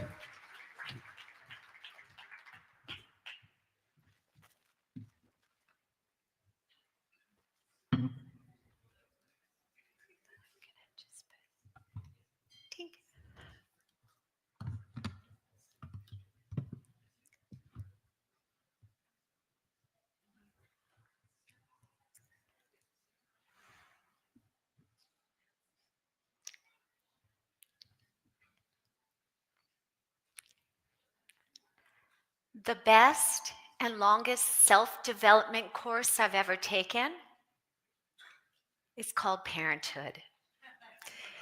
It's a journey that stretches you, challenges you, and transforms you in ways you never imagined possible. Parenthood asks us to examine not just what we do, but who we are. And it reveals our deepest wounds, our unresolved patterns, and our unconscious beliefs. And the most humbling part, our children become the mirrors reflecting back to the places within us longing to heal. Good morning, everyone. My name is Lainey Liberty, and I stand here today not only as a parent, but someone who has devoted her life to understanding what it truly means to raise sovereign, self-actualized, and emotionally healthy human beings. But before we talk about them, the children, the teens, the next generation, let's talk about us. Let's talk about you. Because here's the truth. You cannot give what you don't have. You cannot model self-regulation if you never learned it yourself.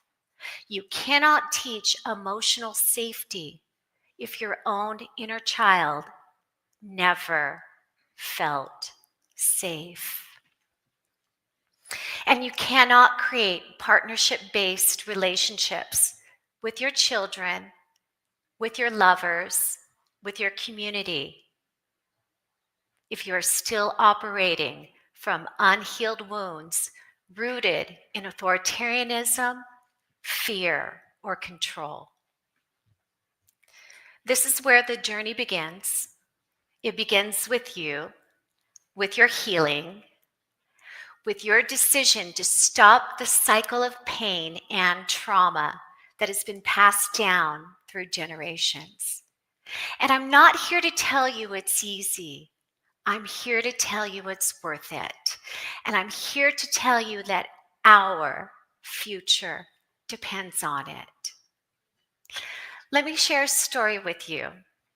A few years ago, I was working with a family, and the mom came to me feeling utterly defeated and disconnected to her children and to her husband. The problem? Her son.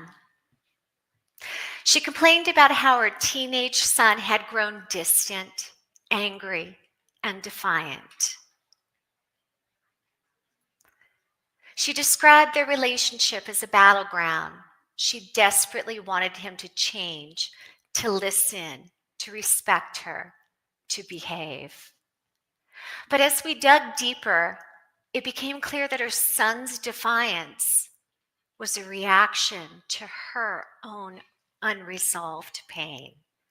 She was parenting from a place of fear, trying to control him. Through our work, we discovered that she had never felt control in her own life, that this subconscious desire to have control was ruining her relationship with her son. Together, we worked on her healing. We explored her triggers, her childhood beliefs about what it meant to be a parent. And not just a parent, but a parent in partnership. It was the very same thing she desired when she was growing up. And something miraculous happened. She began to heal. Her relationship to her son and to her family had transformed. Not because her son had changed, but because she had. This is the power of partnership parenting. It's not about fixing your child. It's about becoming the kind of person your child feels safe to partner with. It's about creating a relationship rooted in mutual respect, trust, collaboration, and shared values. And it's about connection over control every single time. I want to tell you about another client that I worked with. Years ago, it was a young teen girl who had an eating disorder. We worked together twice a week in conjunction with an eating disorder specialist. Right away, my client and I uncovered that her teen angst was firmly rooted in her mother's parenting style. Her mother dictated what she should study, what outside interests were appropriate, what she could wear, and who her friends were, and how she spent her time. When my client tried to make her own decisions, she was always met with criticism and ultimately control. The result of her mother's constant disapproval had a numbing effect on my client. My client expressed to me that she no longer felt the light inside of her, and using her words, she just wanted to fade away. After a couple of months, it was obvious that my client could not heal in the presence of her controlling mother. I urged her client to admit her daughter into a residency program that could support her eating disorder and her depression full time. And of course, the mother was resistant, but I convinced her it was the only way that her daughter could heal. But the other reason why I did this was so that my teen client could get away from the well-meaning control of her overbearing mother.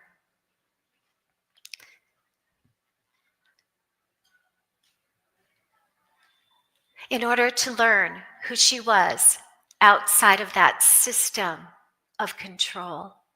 She needed to learn what amazing power and resources she could cultivate from within. And she needed that space for her own bodily autonomy. And years later, I did hear from my young client. She's now a young woman, doing great, having cultivated a healthy relationship to food.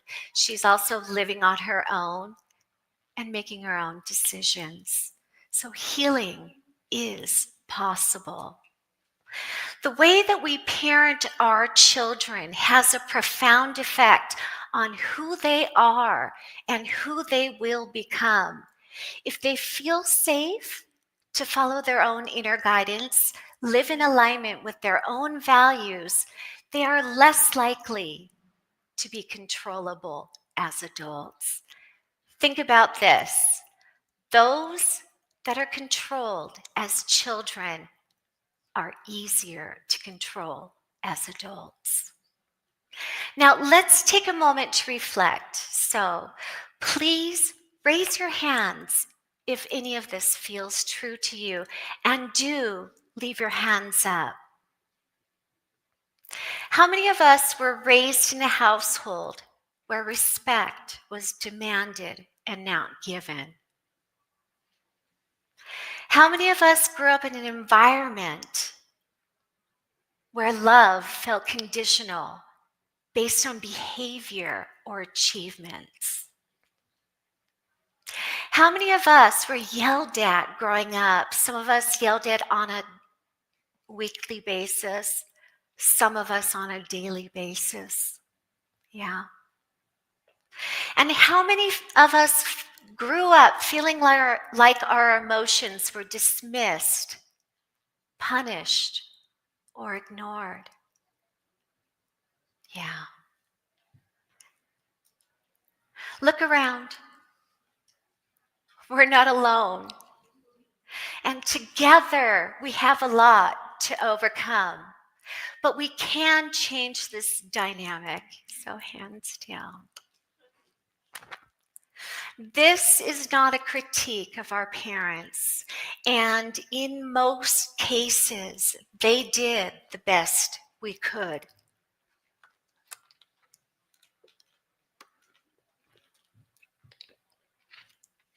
But if we want to raise a generation of children who are emotionally resilient, self-aware, and compassionate. We must do better. We must heal ourselves first in order to break these cycles. When I was growing up, I was yelled at each and every day. My nervous system was always dysregulated, and I was in a constant state of heightened alertness, often activating my fight, flight, or freeze response. In my formative years, I experienced the holy trinity of dysfunction: shame, blame, and criticism. I internalized many of these messages I heard into believing that I was inherently bad, that I was doing something wrong, that I was not enough, and combine that with I was too much for people. Talk about faulty wiring. As a young adult, these beliefs eroded my self-confidence and self-worth. I often self-sabotaged and felt unworthy. In my early 20s, I lived with hypervigilance. I lived with limiting beliefs about myself, and I sought out partners who ultimately would treat me poorly. Even when I managed to find a partner who was kind, I did this unconscious dance of pulling them close, then pushing them away, and pulling them close and pushing them away, until eventually I sabotaged that relationship too.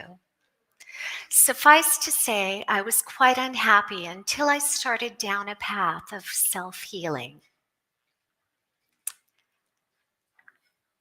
And for those of you wondering how long the self-healing path takes, you guys know this one.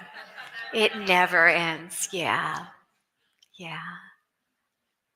When I became pregnant in my early 30s, I wanted to make sure I'd be a better parent than the parents that I had.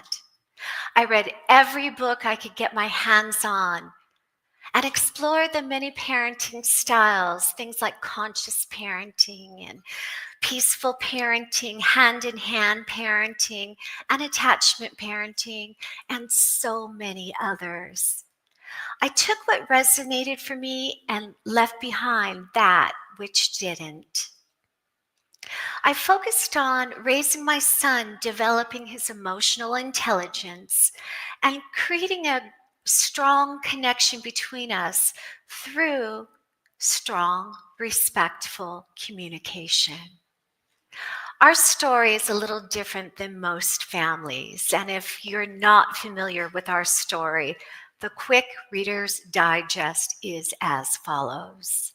So my son and I left behind our conventional life in 2009 for a life of travel.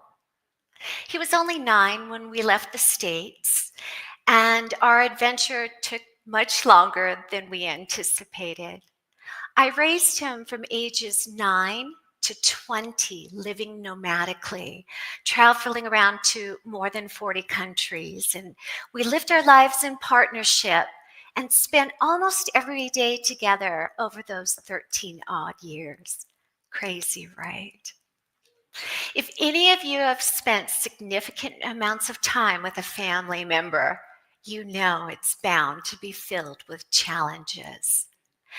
We learned each other's trigger points. We had to learn to practice the utmost kindness and compassion where it mattered most. Our foundation at the core was partnership. Yes, we both had different skill sets, desires, talents, interests, and needs. But we approached our multi-year adventure in the spirit of partnership. We based our communication on the promise we'd both be accountable for our inner worlds and for sharing when something was no longer in alignment for either one of us. Nothing was ever perfect, but we had the skills to overcome whatever came our way from an external world perspective or an internal world challenge. We both use mental health tools as a way to manage some of those big challenges. One of the gifts that I gave my son was sharing authentically about my own childhood and how I was committed to overcome my early childhood programming and be a better parent. I told him if he had ever perceived that I was acting like my mother, all he had to say was, "Mom, you're acting like grandma." And hearing that phrase, I was instantly jolted into pausing whatever conflict was going on.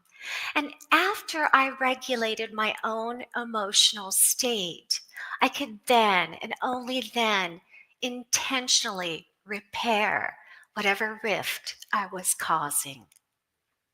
My son used that phrase only when it was important, never out of anger and never to hurt me. And in fact, he used it as a loving way to communicate that we were no longer functioning in the spirit of partnership. Partnership parenting is a radical departure from the traditional authoritarian model many of us grew up with. It's about seeing your child not as an extension of you, not as someone to control or mold, but as a sovereign being with their own thoughts, feelings, and purpose. It's about shifting power over to power with. And it starts with simple, profound shifts on how we show up for one another. I'm going to give you 5 quick strategies you can start today. Number 1, listen to understand. How often do we listen to respond rather to understand? When your child speaks to you, please hear their words. Or are you too busy listening to your own fears or judgments? Active listening, truly being present, is one of the most powerful ways you can build connection and trust. Number 2, repair, not perfect. You will make mistakes. You will lose your temper.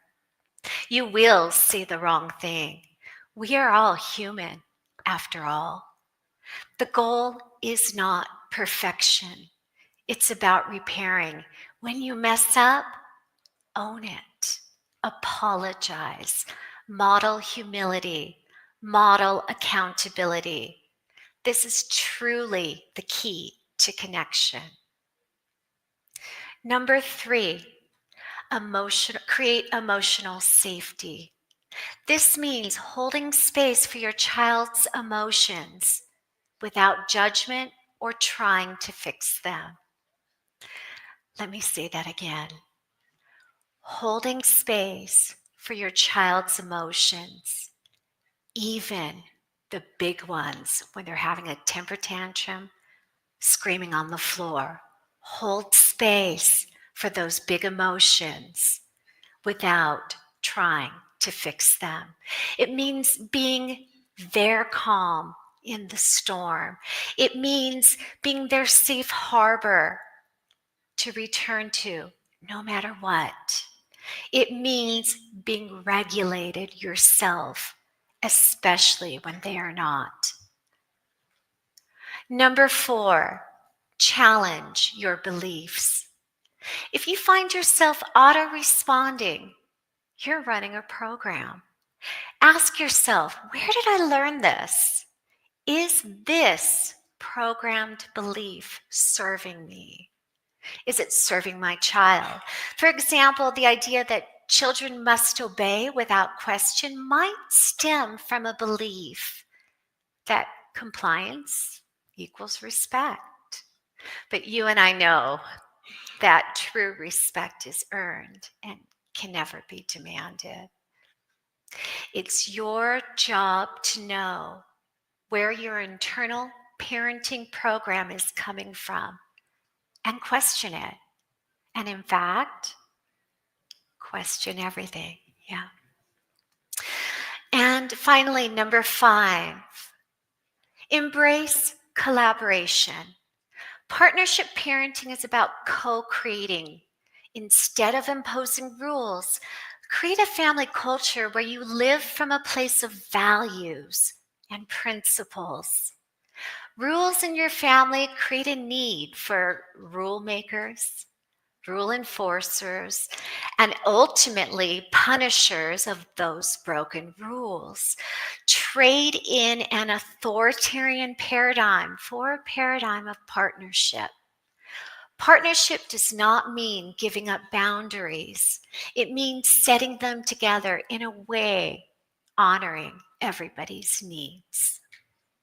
Now, I know that some of you might be thinking, this sounds great in theory, but what about in the real world? What about when my teen slams the door in my face and refuses to get off their computer? What about when I'm exhausted, overwhelmed, and hardly holding my shit together? Here's the thing, partnership parenting is not about avoiding conflict. It's about approaching conflict differently. It's about seeing those moments of tension as opportunities for growth, for connection, and ultimately for healing. It's about choosing curiosity over judgment, empathy over anger, and connection over control. And the rewards, they're profound. A home where everyone feels seen, heard, and understood. It's a relationship with your child that grows stronger over time. And perhaps more importantly, the knowledge that you are raising human beings who will go out into the world equipped to build healthy, respectful relationships of their own and not be willing to fall victim of unhealthy cultural perspectives or pressures. To close, I want to leave you with this thought. Healing yourself is the greatest gift you can give to your children, to your family, and to your community. It's not selfish, it's essential. Because when you heal, you break that cycle. You change the narrative and you create a ripple effect that touches everyone around you. So I invite you to embark on this journey, to commit to your own healing, to embrace partnership in your parenting and beyond. Together, let's create a world where respect, collaboration, and compassion are the norm, not the exception. It starts with us. More importantly, it starts with you. Thank you. Yeah. Yeah. It's early.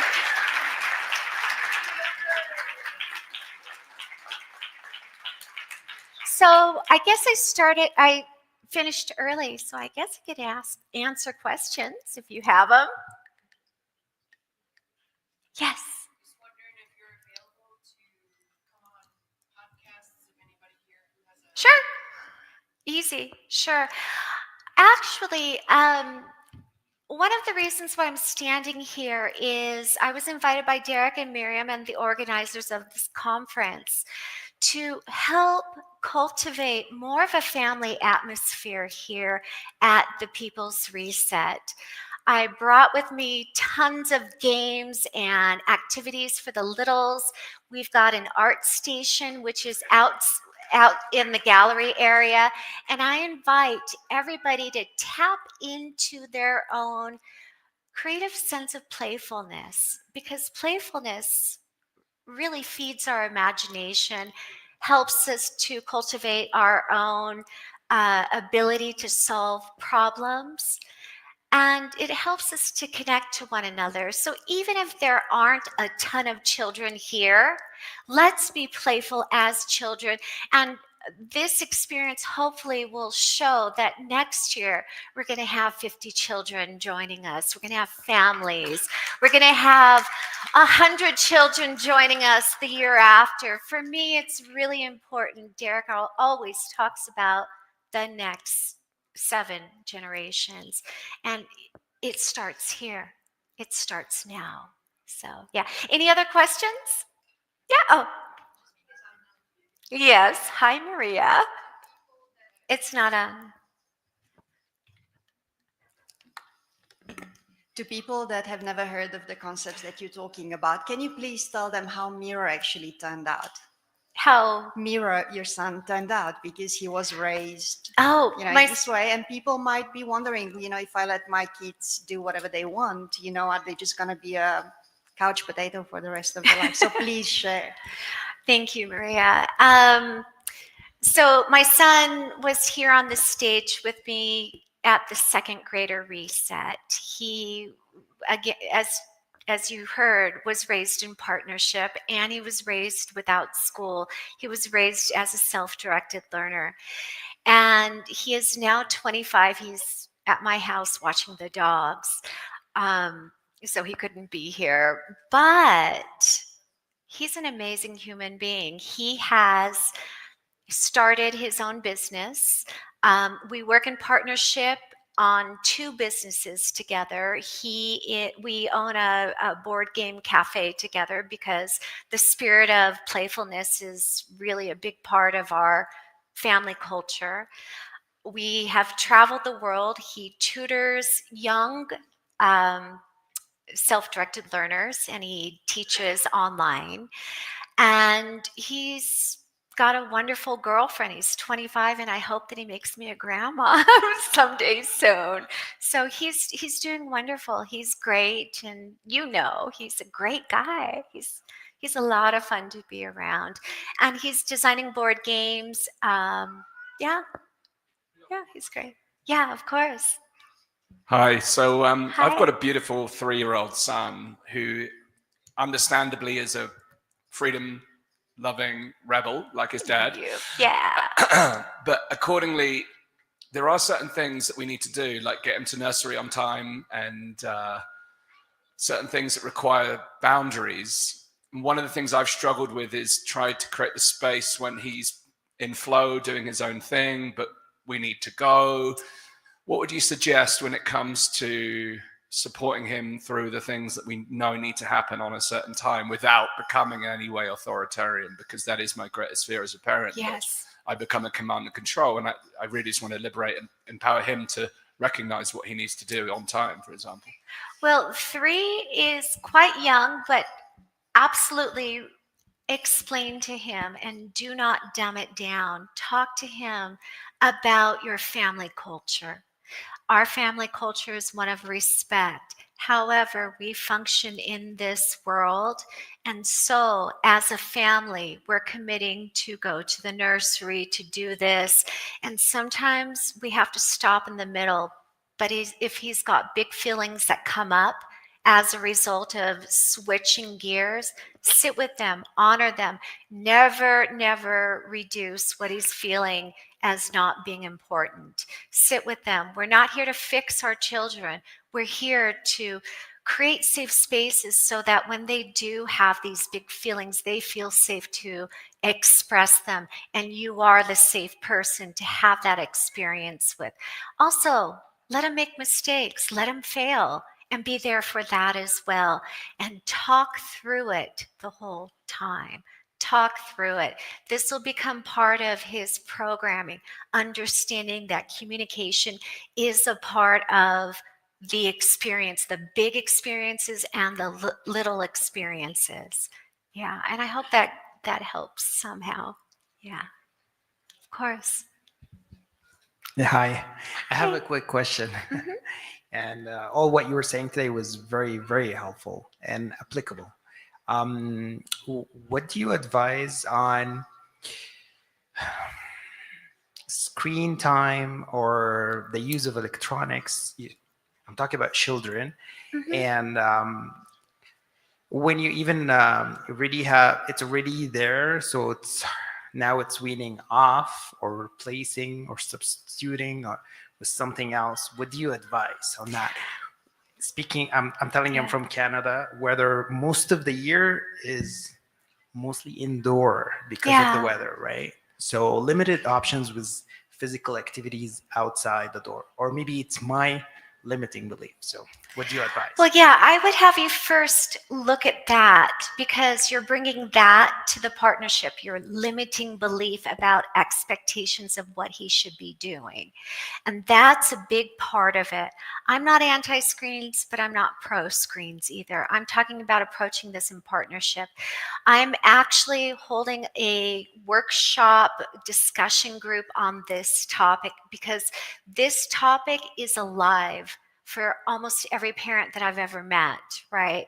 So we're going to unpack that in detail. So I'm not sure, look at the schedule. It's not today, it's in a couple of days, and it's going to be on the lawn. So please come and let's unpack that together. Yeah, of course. And I'm not sure how I'm doing time-wise. Time for any more? We can do one more. Okay. You want to go, Joe? Yeah, go for it. Yeah. We'll Oh, go and one. also to let you know, I brought 10 copies of my book here, and there's a whole chapter of tools for mental health that you can do as a family. So find me if you want a signed copy. Yeah. Last. Yeah, I have a question here. It feels a little bit weird to talk about my son, so we're going to talk with him. Yeah, hi. This is Eli. He's three, Hi, almost Eli. 3, and we have one of the common stumbling blocks of a family, which is we have another 10-month-old, and he's very lovely with her, is very excited about her, and but there is often times when he has certain impulses, like doing you know, just certain kinds of behaviors that are more appropriate to stuffed animals or to furniture and stuff, and he might do them with her. And we're having some difficulty and this might be something I can work with you one-on-one as well, but just with how, when I talk to him, you know, I try to validate, I understand it's difficult to have a sister who takes your toys and these kind of things, and we set the boundary, I can't let you hit her and these kind of things, but it gets kind of old just like repeating that boundary and like not, and because like I know it's a repetition thing, but Yeah. if I try to talk to him about it, like, hey, you know, what are you thinking of when you're doing this? And like, what are you trying to get? And like, just trying to help facilitate meeting his need without obviously having him hitting his sister and that kind of thing. Are there any recommendations for, like, because when I ask him, he often just will start talking about just something random. Because I mean, who wants to address the awkward feelings? So do you have any recommendations as far as addressing awkward feelings with toddlers? Well, first of all, I want to say I see you. You're doing it. You're doing everything right. And you had your own answer. It's repetition. I see you. It's hard. Parenting, I mean, it's a journey and it takes patience.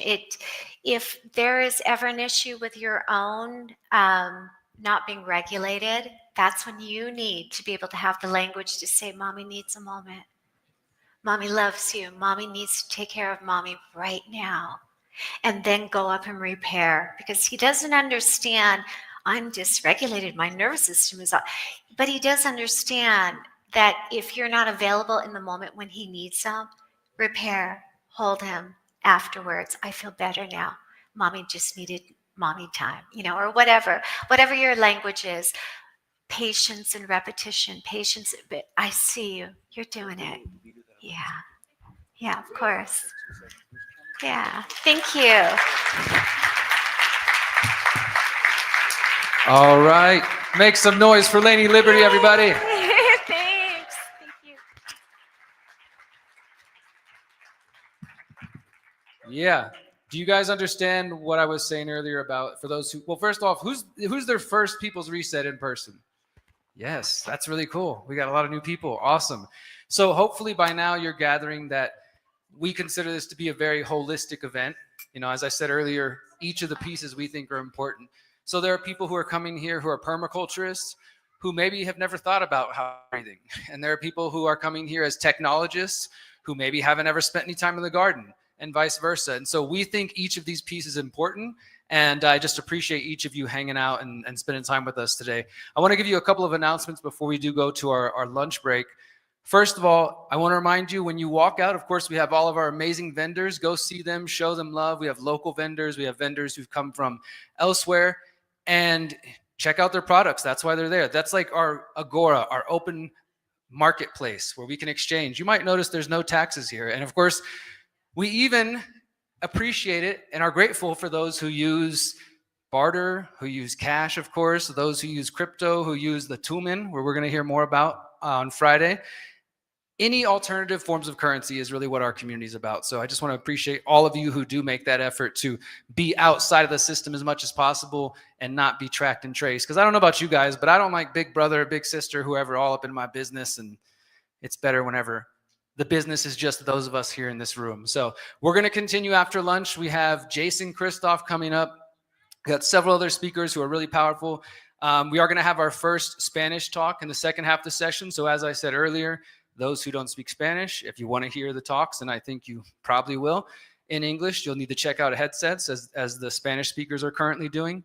And we also are going to have the networking session at 4 o'clock in this room. Anybody who's interested in networking, getting to know more people, and specifically under this theme of mental, physical, spiritual health. So wherever you're at in that journey, maybe something Lainey said you really identified with and you want to come here and network with other people who are parents or who are dealing with family issues and struggles and journeys, come here at 4 o'clock. Or if you really identified with what Mark was saying about the breath work or any of the topics, anything under that banner, that's what we're going to be doing every day, having these networking sessions under those themes. And then finally, after you get through our lovely vendors and you walk outside past the registration table to the left side, and this is, again, a benefit for our friends at home. This is why you want to be here in person, because you don't get to see the awesome art gallery. You don't get to see the vendors. You don't get the workshops. We make the rest for free, but I mean, you guys know, like, you got to be here, right? Make some noise and get our friends to come here next year. We need you here. Come hang out with us. Be a part of the movement. We want you guys in person. But when you go out there, to your left, you'll see the Visionary Art Gallery. This is our beginning, our first time ever doing this. We have local artists. We have artists who've come from around the world. It's also part of the Freedom Families initiative that Lainey is helping out with this year. So we got an art making session. It's not just for the kids, but the kids are definitely welcome. But let's say kids of all ages, right? Kids of all ages are welcome. I'll be in there making my own little trading cards later, but go check it out. We got visionary artists. All their pieces are for sale. So if anybody sees something they like and want to take it with them, the artists are selling their work, and there's arts and crafts and all sorts of fun stuff. And then, of course, the workshops will be happening in the green space. There are a couple workshops on the website that are listed as in the activation room or the manifestation room. That is at the hotel. So those who are staying at the hotel or know it's a short walk.